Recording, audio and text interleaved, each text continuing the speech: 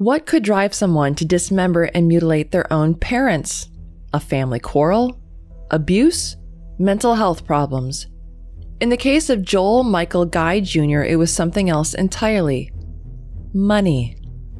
This individual knew that if he managed to end the lives of both of his parents, he would receive $500,000 in a cash payout from his parents' life insurance policy. The man in the Bible known as Timothy said that the love of money is the root of all kinds of evil. Well, it seems as though Joel's love of money completely outweighed any loyalty to his own family and corroded any civility or human decency. But that is what roots of evil do, don't they? After committing this vile act, he was caught by police and sentenced to life in prison. Not the kind of vacation he was hoping for when he slaughtered his parents in such a bloody, horrific way. All for just $500,000. If he had simply continued on with his life and resisted the temptation of money, he would still be free today. Instead, this entire family was ruined beyond repair. Joel's parents never got to experience the retirement they had been so eagerly planning, and their son is now spending the rest of his existence behind bars. But how did this all start? How did Joel carry out these vile acts, and how was he caught? What went on inside this murderer's head as he was planning such an unforgivable crime? Let's find out.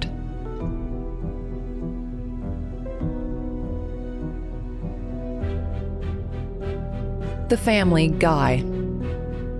The Family Guy wasn't all that different from any other family in America.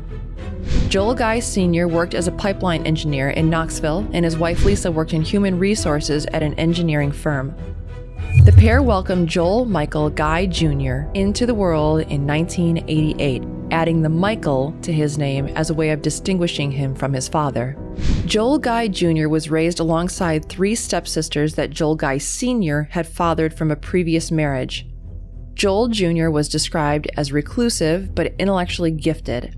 Others described him as distant and an outsider, and never bothered to establish a relationship with anyone inside or outside his family. But his mother was very doting to him.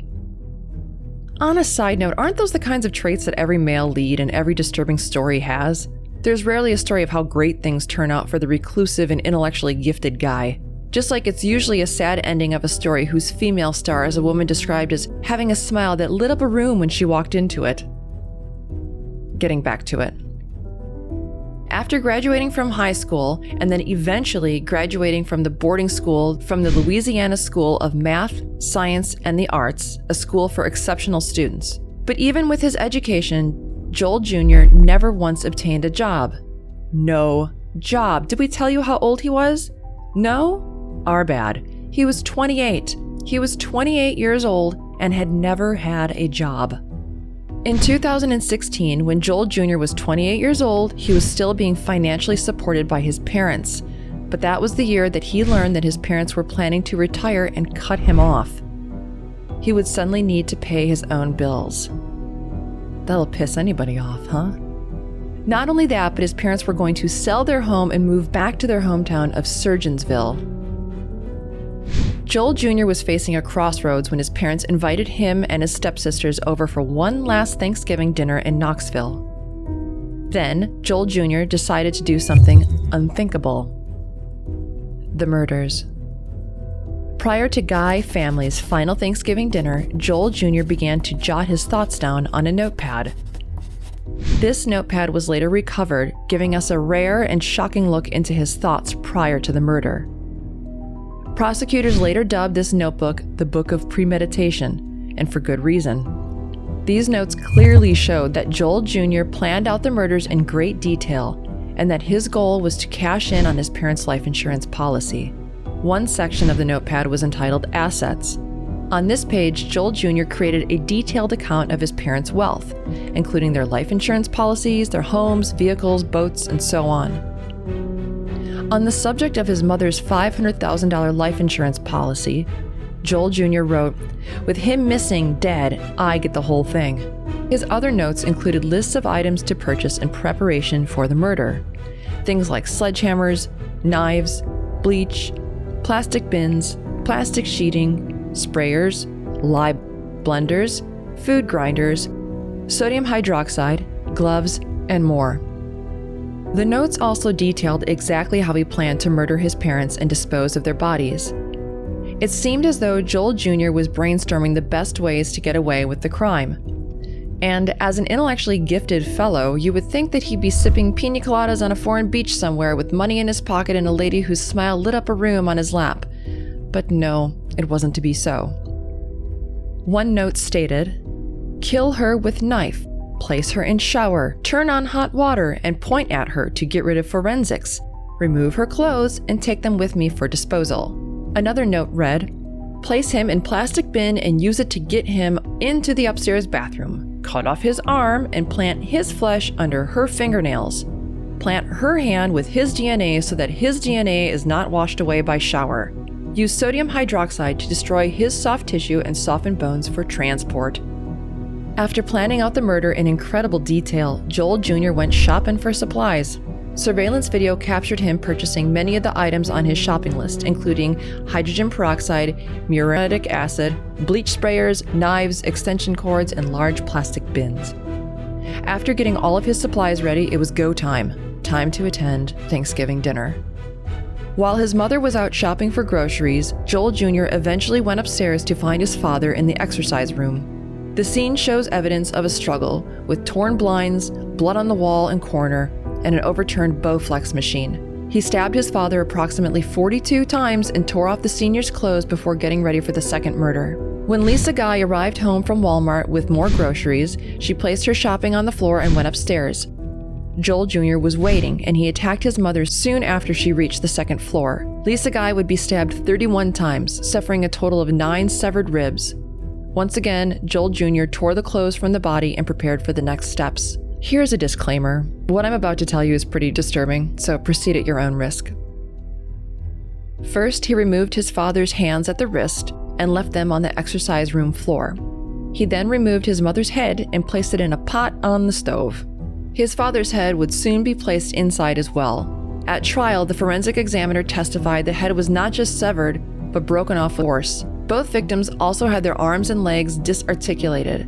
Guy Sr. at the waist and Mrs. Guy at the knees, and their limbs and torso were placed in a bin full of chemicals to dissolve. Each body had a large gash inflicted after death so that the chemicals would more quickly seep into the body's main cavity. Joel Sr. obviously put up a good fight, evidenced by the several cut wounds across Joel Jr.'s hands during the initial attack. This caused Joel Jr. to leave the scene of the crime and purchase medical supplies from Walmart. Once again, he was captured by surveillance cameras. In fact, his wounds were so severe that Guy Jr. was forced to travel back to his home in Baton Rouge to receive more extensive medical treatment at his student clinic. The investigation. Joel Guy Jr. was content to leave the remains of his deceased parents dissolving and decomposing for the time being while he nursed his wounds in Baton Rouge. Fortunately, his mother's boss called the police when Lisa Guy failed to show up for work, and police officers were sent over for a wellness check. The following is the body cam footage from one of these officers. As you can see, Joel Guy Jr. left quite a mess behind. Murder weapons were scattered throughout the home. The officers found body parts decomposing in plastic bins. They also found the severed heads of Joel's parents simmering on the stove. When the jury was shown this footage, it was undoubtedly one of the most shocking moments of Joel Jr.'s murder trial. A hazmat team was called in to dispose of the toxic material.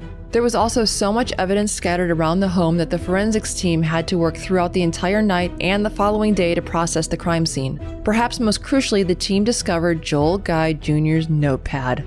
Police officers and FBI agents had a pretty good idea of who committed this heinous act, so they immediately started tailing Joel Jr. On the 29th of November, he was arrested in Baton Rouge with a meat grinder stowed in his car. Although agents searched his apartment, this search was deemed unconstitutional and the evidence recovered was not used in Joel Jr.'s murder trial. The trial. The trial itself took just 4 days, and it was essentially just a formality. Everyone knew Joel Jr. was guilty, and the defendant even asked the judge to give him the death penalty despite pleading not guilty. Whether his request was due to remorse or simply a logical attempt to commit suicide rather than face a life in prison, perhaps we'll never know, but it was certainly out of the ordinary.